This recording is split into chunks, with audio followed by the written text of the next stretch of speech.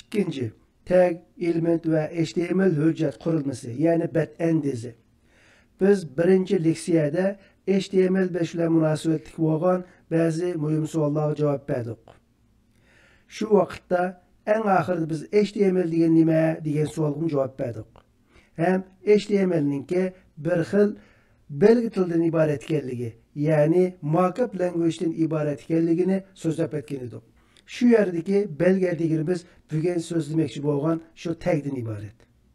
HTML'da nurg'un belgilar var, ya'ni taglar var.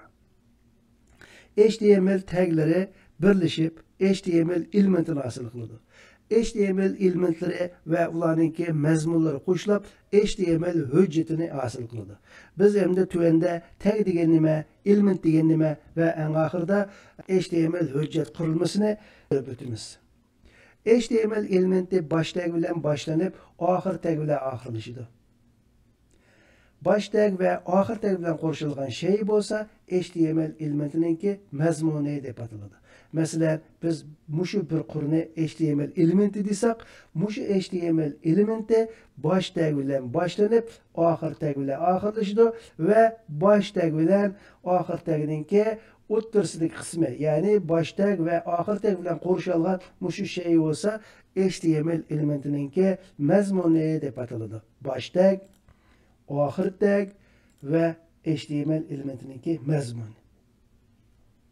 Bu yerdagi baş tagni biz start tag, ahir tagni end tag deb ataymiz. Hamda mazmuni bo'lsa content deb ataymiz. Bazı kitaplarda yoki bazı paylash materiallarida start tag demasdan baş tagni opening tag, ahir tagni bo'lsa closing tag deydigan ishlarmi bor. Bularninki hammasininki ma'nosi o'xshash. Men bu yerda start tag deganni asos qildim, hamda ahir tagda bo'lsa end tag deganni asos qildim. Shuning uchun bu yerdagi bosh tag deganimiz, ya'ni boshlanish, bosh tikiladigan tag, ahir tag deganimiz elementninki ahir tikiladigan tag degandan iborat. Bosh tag bilan ahir tagning farqi bo'lsa, ahir tagda bir slash bor yoki bir yan to'siq bor. Mushu HTML elementininki bütün qismi to'rbatga ko'rilamdi degan unda olmaydi. Faqat HTML elementininki mushu mazmun qismi, mush mazmunning o'rnidagi qism bo'lsa to'rbatlarda ko'rinadi. Bosh tag va ahir taglar ko'rinmaydi.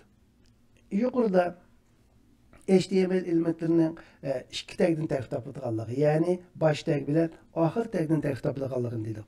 Lekin ba'zi HTML elementlari bo'lsa faqat birla bosh tagdan tarkib topgan bo'ladi. Onunki mazmun bo'lmaydi. Bu yerdagi HTML elementi bosh tagdan ve ahir tagdan tarkib topdi, ham mazmuni bor. Bazı HTML elementlari faqat mushu bosh tagdan tarkib topgan bo'ladi, onunki mazmuni bo'lmaydi deydi. Biz bundaq HTML elementlarini bo'sh HTML elementlari deb ataymiz. Lekin bu xildagi bo'sh HTML elementlarininki mazmuni bo'lmagan bilan uningki manba deydigan bir xususiyati bo'ladi. Ya'ni uning manbasi bo'ladi. Buni biz keyin ko'rib o'tamiz. Yani şu birla tagdan tarkib topgan HTML elementi. Bu HTML elementininki yuqorqi elementga o'xshash mazmun bo'lmaydi. Shuning uchun biz bu xildagi HTML elementlarini bo'sh elementlar deb atadik. Demak, bosh tag, ahir tag va bu taglar bilan qo'shilgan mazmun qo'shilib HTML elementi deb ataladi. Mana mushqurning o'zi HTML elementi iborat. Şu ma'nodan aytganda, ya'ni bo'sh element degan ma'nodan aytganda, mana bu mu HTML elementi iborat. Xulosalaganda HTML elementi ikki xil bo'ldi. Birinchi elementi bosh tagi bo'lgan, ahir tagi bo'lgan ham mazmun bo'lgan elementlar iborat. Ikkinchisi bo'lsa bosh taglan bo'ladi, buningda mazmun bo'lmaydi. Mazmunning o'rniga bu xil elementlar bo'lsa manbasi bo'ladi. Manbasi bo'lgan elementlar qaysi ekan? Hem de mazmun bo'lgan elementlar qaysi, biz buni birdamdan keyin ko'ramiz. Mavzu ve paragraf, ya'ni abzas elementlari. Bu leksiyada en oxirida tushundirmoqchi bo'lganimiz HTML hujjatiningki qurilmasi bilan tanishmoqchi. HTML elementininki qurilmasi bilan tanishishdan ilgari biz burada HTML elementiga aniqlik berdik.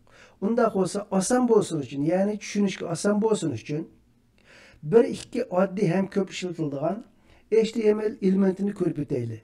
Bu elementlarni HTML qurilmasini tushuntirganda misol sifatida ishlatamiz. Ya'ni Bu yerde biz HTML mavzu elementi bilen HTML paragraf elementi yoki abzas elementini ko'rib o'taylik. Odatda mavzuningki cho'ngchiligi bo'ldi. Biz mavzularning cho'ngchilik darajasi odatda 1dan 6gacha bo'lgan son bilan ifodalanadi. Ya'ni H1, H2 va H6. Demak, eng cho'ng mavzular H1, eng kichik mavzu bo'lsa 6-darajalik kichik, ya'ni 6 H6 bo'lib, bu H6 mavzu deb ataladi. Mana shu mavzu elementidan iborat. Biz yuqorida elementninki aniqlamasini ko'rdik.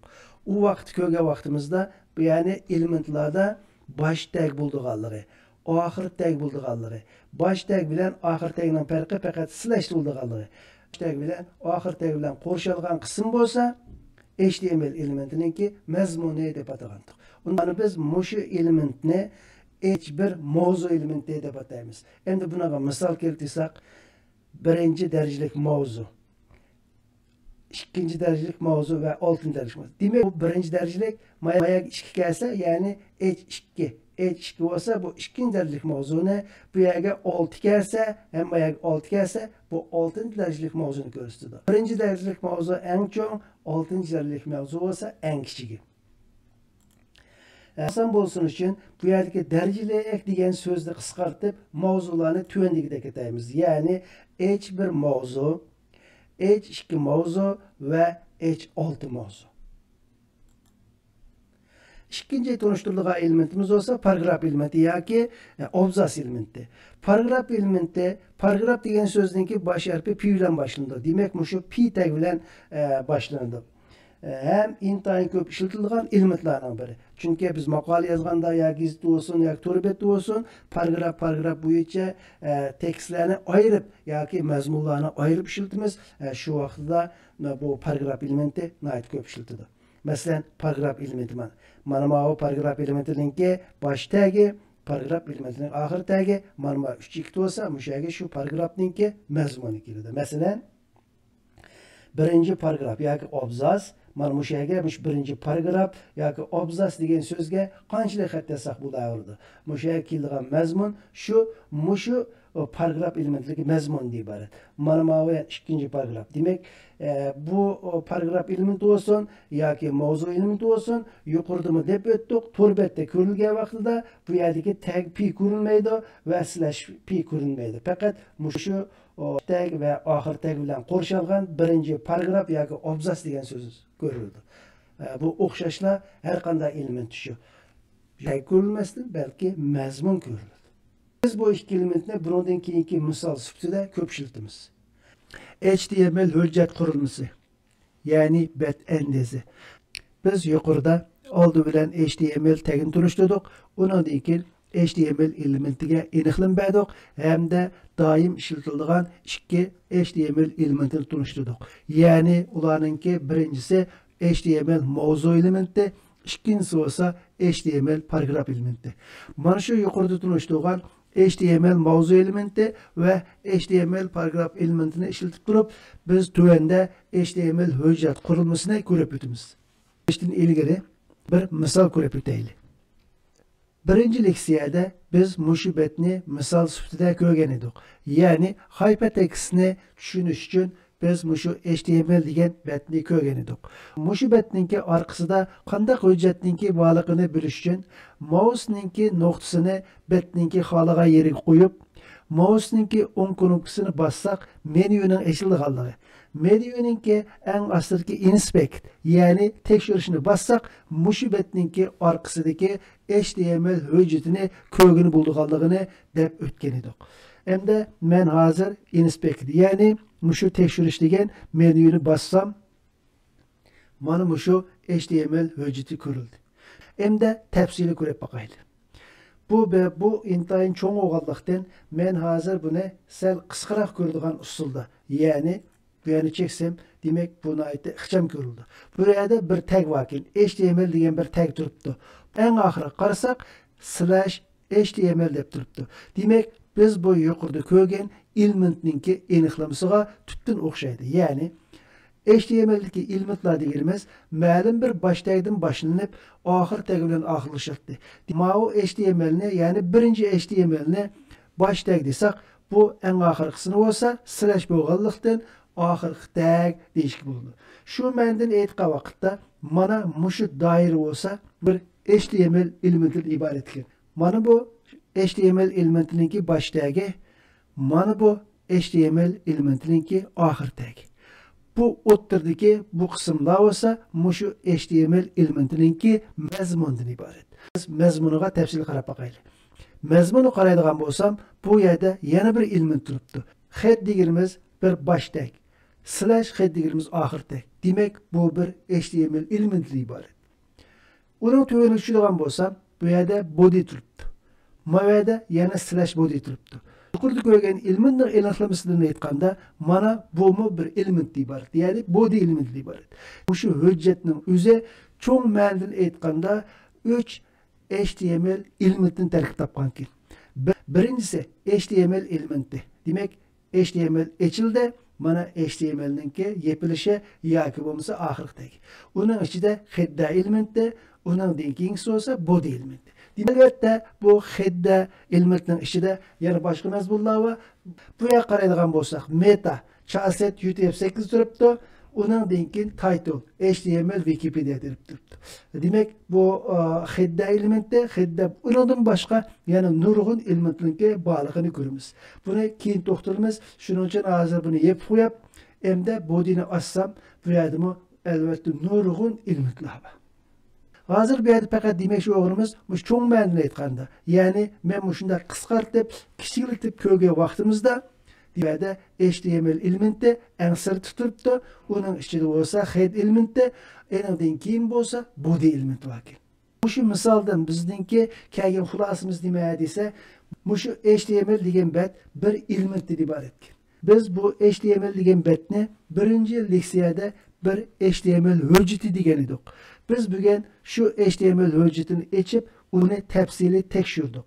Tafsili tekshirsak, amaliyotda şu HTML hujjati bir HTML elementidan iborat. Ya'ni şu HTML elementininki mazmuni head elementi bilan body elementidan iborat. Endi biz o'zimizningki yuqori gapga qaytib, shu yerdan davomlashtiraylik. Yuqorida biz birinchi leksiyada ko'rgan HTML degan betninki orqasidagi HTML hujjatini ko'rdik, hamda o HTML hujjatininki bir HTML elementidan iborat ekanligi. Yani xuddi shunga o'xshash HTML bosh tag, HTML oxir tagdan tarkib topgan bir element ekan. Hamda uningki mazmuni bor ekan. HTMLning bosh tagi, HTML oxir tag, mana bu mazmuni. Shu ma'nodan aytganda, shuning o'zi bir HTML element ekan. Yuqoridagi hujjat dal mana shunga o'xshash HTML element ekan. Hem de HTML element bo'lgandan keyin albatta uning mazmuni oldu. Biz mazmuniga tafsili qarab baqdik. Qarasak, u yerda ikki elementni ko'rdik. Uning birinchisi head element. Ya'ni head element degan elementni ko'rdik. Uningdan keyin bo'lsa bir body element degan elementni ko'rdik. Shu ma'noda aytganda HTML hujjati deganimiz bir HTML element ekan. U HTML elementining mazmuni bo'lsa ikki xil bo'ldi ekan. Birinci head element, ikincisi body element. Yani mush iki element. Head element bilen body element mushu HTML elementininki mazmuni ekan. Qolgan barliq mazmunlarninki hammasi mana shu head elementning mazmuni bilen body elementning mazmuni sifatida yoziladi. Mushu haqiqatni yuqorqi misoldan ko'rdik. Endi her qaysi elementlarning, ya'ni HTML elementininki mazmuni bo'lgan ikki elementning head element bilan body elementninki mazmunini ko'rib baqaylik. Biz yuqorqi misolda ko'rdik. Yuqorqi HTML degan betda, ya'ni Wikipedia'ninki HTML degan betininki orqasidagi HTML hujjat. Boshqacha aytganda HTML elementininki head elementining mazmunini ko'rdik. Shu, ya'ni bu yerda o'xshashlar meta, chasset, UTF-8 hamda title elementi bor edi. Albatta bunun tegida nurg'un boshqa mazmunlar bor. U mazmunlar to'g'ri biz keyin to'xtalamiz. Hozircha head elementniki mazmuni meta element bilan title elementi iborat deganni tutib olsak hozircha kifoya. Endi body elementiga boqaylik. Body element deganimiz odatda mushu betninki asosli qismini egallaydi. Shunga barliq betda ko'rishlik tegishlik mazmunlarninki hammasi body elementining ichiga kiradi. Yani bet ko'rsatilgan butun mazmun mushu oqrayning ichiga kirishi kerak. Bu yani biz misol orqali, yani yuqorida ko'rgan ikki elementni ishlatib mushu oqrayni to'shqizib boqaylik. Yani betninki asosli qism bo'lgan hamda betda ko'riladigan mushu oqrayni to'ldirib boqaylik. Bu yerga bir mavzu elementi qo'yaylik. Birinchi darajalik mavzu. Bu mavzuninki mazmuni bo'lsa, HTML hujjat qurilmasi bo'lsin. Undan keyin bir paragraf qo'yib boqaylik. Bu paragrafninki mazmuni bo'lsa, mushu HTML hujjatininki tushuntirilishi bo'lsa, ya'ni HTML hujjatlari head va body qatorliq elementlarni tarkib topgan bo'ldi degan paragrafni yozdik. Yana bir paragraf yozaylik. Bu paragrafning mazmuni mushu oq rayon body elementining doirasi bo'lib, faqat mushu doira ichidagi elementlarning mazmuni browserda ko'rsatildi. Demak, ya'ni mushu oq rayon body elementininki doirasi bo'lib, mushu oq rayon ichidagi elementlarninki mazmunida betda ko'rsatildi deydi. Yuqoridagi HTML hujjat qurilmasi bilan oddiy HTML ni bir-bir solishtirib boqaylik. Mana bu HTML hujjat qurilmasi. Bu bir oddiy HTML hujjati. Bu yuqoridagi doctype HTML deganimiz HTML element emas, balki mushu hujjatninki HTML ekanligini bildiradigan jakarlardan iborat. Agar bu to'g'riliq texnik chunqur tushunchaga ega bo'laman desangiz, mana mushu to'rbetga bosangiz, bu to'g'riliq texnik chunqur tushuncha bor. Ikkinchisi head elementi. Head elementining ichida meta chasset va title'dan iborat ikki element bor ekan. Bularmi bu yerdagi birinchi meta element deganimiz UTF-8. Buni yuqorida deb o'tdik. Bu amaliyotda mushu HTML hujjatini browserda ochganda, browser mushu HTML hujjatini mashina tiliga aylantirgan vaqtida ishlatiladigan encoding to'g'risidagi uchur. Bunu biz keyin encodingni o'tgan vaqtimizda tafsili tushunamiz. Agar bu to'g'riliq texnik chunqur uchurga ega bo'laman desangiz, mana mushu to'rbetni ko'rsangiz, bu yerda mushu chasset to'g'riliq uchurlar bor. Eng oxirgi mazmun bo'lsa, body elementi. Body elementning mazmunini biz yuqorida ko'rdik. Ya'ni bir mavzu va ikki paragraf xatni mushu body elementininki mazmuni qilib yuqorida ko'rsatdik. Demak, HTML bat qurilmasi bilan odatdagi hujjatlar bir-bir mos keldi. Oxirgi xulosalagan vaqtimizda HTML hujjatlari odatda HTML elementidan iborat ekan. Bunun qurilmasi qanday ekan desa, qurilmasi HTML element eng sirtida ekan, uning ichida ikki dona element bor ekan. Birinchisi head element, ikkinchisi body element. Mana mushuning o'zi har qanday HTML hujjatininki endizidan iborat. Qolgan barliq mazmunlarninki hammasi mana mushu head elementidan body elementning ichiga kiradi. Mushuni HTML hujjatininki endizi deb tushunish to'g'ri keladi. Ya'ni eng sirtida HTML element. Ichida ikki dona element. Birinchisi head elementi, ikkinchisi body elementi. Shuni o'zilab mana HTML betlarining yoki HTML hujjatlarininki endizi ekan, har qanday HTML hujjati mana mushu endizi bo'yicha bo'ladi ekan, yoki har qanday to'rbet yoki browserda to'rbet shaklida ochilgan har qanday bet mushu formulaga tushadi ekan degan mushu bir qoidani tutib olsak, mana mushu leksiyaninki asosiy mazmuni shu. Demak, oradagi birinchi leksiyada hamda bu ikkinchi leksiyada biz nihoyatda ko'p nazariyaviy bilimlarni so'zladik. Demak, bu nazariyaviy bilim intayin muhim. Biz bundan keyin texnik chunqurlik holda har xil mazmunlarni ko'ramiz. Bo'libmi, har bir element ustida tafsili to'xtalamiz. Undan keyingi har bir leksiyada biz misol ko'ramiz. Misol deganimiz to'rbetni amaliyotda yasab, shuni browserda ochib, to'rbet shaklida ko'rsatamiz. Hozirgi bo'lgan bu ikki leksiyada asosan nazariyaviy jihatdagi bilimga nihoyatda ko'ngil bo'ldik. Demek nazariya ve bilim intayın mühim. Muş nazariyani yaxşı bilgenden keyin, bunundan keyin texmi yaxşı tushunishga, tushungan narsani amaliyotda ishlatishga bu nazariya bilimninki nihoyat ko'p foydasi bor. Demek bir narsani chunqur tushunish uchun nazariyaviy bilim kerak. Bir narsani chunqur tushunganda uni amaliyotda ishlatgan bo'ldi. Kelarki litseyada oldi bilan ko'p ishlatiladigan yana 2-3 elementni tunishtirgandan keyin biz HTML hujjatini qanday yasaydiganligi, uni qanday saqlaydiganligimizni, saqlagandan keyin uni browser ochganda uning qanday ko'riladiganligi va shu HTML element bilan ochilgan betni bir-bir selishtirib, qaysi elementninki nega keladiganligi va qaysi elementninki qanday rolning borligini ko'ramiz. Elementlarninki muhim xususiyatlari bilan tanishib o'tamiz.